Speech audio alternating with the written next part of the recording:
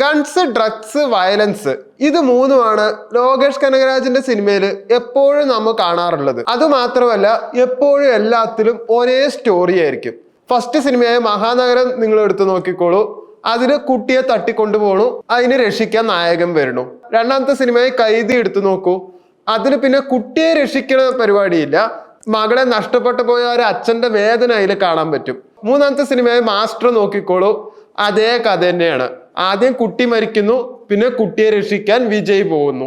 നാലാമത്തെ സിനിമയെ വിക്രം എടുത്ത് നോക്കിക്കോളൂ, മരുമകളെ രക്ഷിക്കുന്നു, കൊച്ചുമകനെയും രക്ഷിക്കുന്നു. അഞ്ചാമത്തെ സിനിമയെ ലിയോ എടുത്ത് നോക്കിക്കോളൂ, അതിലും മകനെ തന്നെ രക്ഷിക്കുന്നു. എല്ലാത്തിലും ഒരേ കഥയും ഒരേ ഡ്രഗ്സും ഒരേ വയലൻസും. പക്ഷെ ഇതിലെല്ലാം ഉണ്ടെങ്കിലും എല്ലാം ക്ലീശയാണെങ്കിലും ലോകേഷ് കനകരാജിന്റെ സിനിമയിൽ എന്താ ഇത്ര പ്രത്യേകത? അഡ്രിനാലിൻ റഷ് തന്നെ.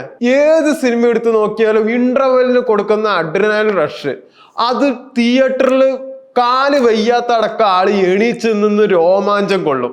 അമ്മാതിരി അഡ്രിനാലിൻ റഷായിരിക്കും ലോകേഷ് കനകരാജിന്റെ സിനിമയിൽ എപ്പോഴും കാണുക. അതിൽ ഏറ്റവും ബെസ്റ്റ് ആയിട്ട് എനിക്ക് തോന്നിയത് ലിയോ തന്നെയാണ്. തിയേറ്റർ എക്സ്പീരിയൻസിന്റെ ഒരു പീക്ക് ലെവല് തന്നെ കാണിച്ചു തന്ന ഒരു സിനിമയാണ്. അതേപോലെ തന്നെയാണ് ഇപ്പൊ കൂലിയിലും നിങ്ങൾക്ക് കാണാൻ സാധിക്കുക. ഇപ്പൊ ട്രെയിലർ കണ്ടു നോക്കിക്കോളൂ, അതിലും അതുപോലെ ഡ്രഗ്സ്, ഗൺസ്, അതുപോലെ തന്നെ മകളെ രക്ഷിക്കല്, ഇതൊക്കെ തന്നെയാണ് കാണിക്കുന്നത്. പിന്നെ കുറച്ച് കാര്യങ്ങൾ കൂടുതലുണ്ട്. സ്വർണം, ഇതാണ് അതിൽ കൂടുതലായിട്ട് പറഞ്ഞിരിക്കുന്നത്. ഇത് LCUവിൽ ഉൾപ്പെടില്ല എന്നത് ലോകേഷ് കനകരാജ് ആദ്യം തന്നെ പറഞ്ഞു. അത് ഇതിനു മുമ്പും പറഞ്ഞിട്ടുണ്ട്. അതുകൊണ്ട് അതങ്ങനെ വിശ്വസിക്കേണ്ട ആവശ്യമില്ല. ഇത് LCUവിൽ എന്തായാലും ഉൾപ്പെടുത്തും. സിനിമയ്ക്ക് എന്തായാലും A സർട്ടിഫിക്കറ്റ് ആണ് കിട്ടിയിരിക്കുന്നത്. എല്ലാവരും അറിഞ്ഞു കാണുമല്ലോ. ലോകേഷ് കനകരാജിന്റെ പടത്തിൽ ഒരു A സർട്ടിഫിക്കറ്റ് കിട്ടണമെങ്കിൽ അതിൽ എത്രമാത്രം വയലൻസ് ഉണ്ട് എന്നുള്ളത് നിങ്ങൾക്ക് ഊഹിക്കാവുന്നേ ഉള്ളൂ. പക്ഷെ മാർക്കോയും ഹിറ്റും ഒക്കെ നമ്മൾ കണ്ടതുകൊണ്ട് ഇതിന്റെ വയലൻസ് എത്രമാത്രം നമ്മളെ കോരിത്തെരിപ്പിക്കുന്നു നമുക്കറിയില്ല. കാരണം വയലൻസ് ഇപ്പോൾ ഒരു ആഘോഷമായിട്ട് മാറിയിരിക്കുകയാണ്. പക്ഷെ ഇതൊന്നുമല്ല ലോകേഷ് സിനിമയുടെ ഫോർമാറ്റ്. നേരത്തെ പറഞ്ഞ പോലെ അഡ്രിനാലിൻ റഷ് തന്നെയാണ്.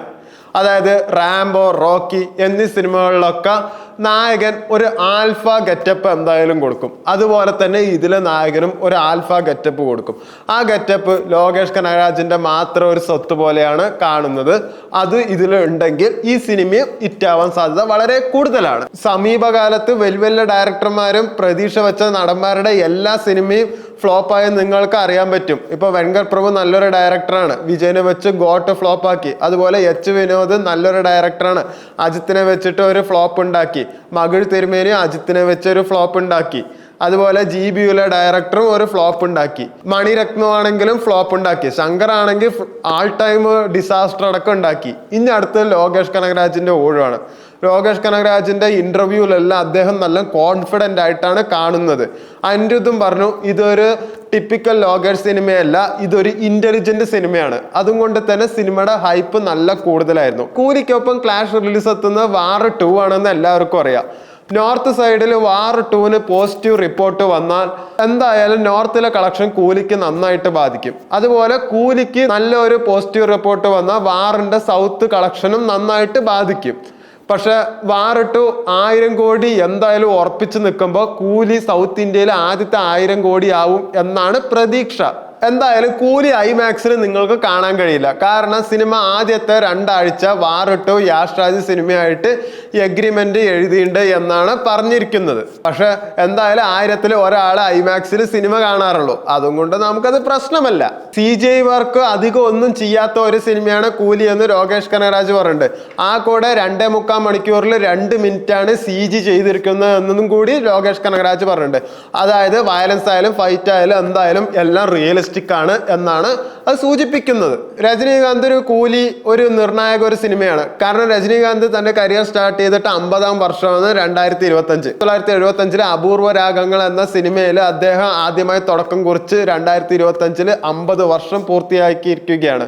അതുകൊണ്ട് തന്റെ സൂപ്പർ സ്റ്റാർ പട്ട അവിടെ തന്നെ നിൽക്കുമോ ഇല്ലേ എന്നുള്ളത് കൂലിയിലൂടെ നമുക്ക് കണ്ടറിയണം. യാറായിരുന്നാലും വാടാ പാക്കലാം എന്നൊരു രീതിയിലാണ് തലൈവറും ഇപ്പൊ മുന്നോട്ട് പോയിക്കൊണ്ടിരിക്കുന്നത്. അതുമാത്രമല്ല ഗസ്റ്റ് അപ്പിയറൻസ് കഥ പോലും നോക്കാണ്ട് കന്നഡയിലെ റിയൽ സ്റ്റാർ ആയിട്ടുള്ള ഉപേന്ദ്ര, തെലുങ്കിന്ന് കിങ് നാഗാർജുന, മലയാളത്തിൽ നിന്ന് ഷൗബിൻ, എല്ലാവർക്കും അറിയാവുന്ന ക്യാമിയോ റോളില് തലൈവർ ഫാനായ അമീർ ഖാനും. അമീർ ഖാനിന് ഒരു 1000 കോടി 2000 കോടിയൊക്കെ അടിക്കുക എന്ന് പറഞ്ഞാൽ അത് വലിയൊരു സംഭവം അല്ല എന്ന് എല്ലാവർക്കും അറിയാം. അമീർ ഖാൻ ഇതിൽ ഗസ്റ്റ് റോളിൽ വരണവും കൊണ്ട് നോർത്തിലെ ഈ സിനിമയ്ക്കും പ്രതീക്ഷ വളരെ കൂടുതലാണ്. അതും വാർ 2-നും ഭയങ്കര പ്രതിസന്ധി തന്നെയാണ് എന്നുള്ളത് എല്ലാവർക്കും അറിയാവുന്ന ഒരു കാര്യം തന്നെയാണ്. എന്തായാലും ഓഗസ്റ്റ് 14 സിനിമ റിലീസാണ്. ആ കൂടെ 10 ദിവസം കൂടി കഴിഞ്ഞ് കാത്തിരിക്കേണ്ടി വരുള്ളൂ. നമുക്കറിയാം എങ്ങനെയാണ് ലോകേഷിന്റെ സിനിമാറ്റിക് എക്സ്പീരിയൻസും തിയേറ്ററിലെ അഡ്രിനാലിൻ റഷും എത്രത്തോളം ഉണ്ടാക്കിയിട്ടുണ്ട് എന്നുള്ളത് നമുക്ക് കണ്ട് തന്നെ അറിയാം.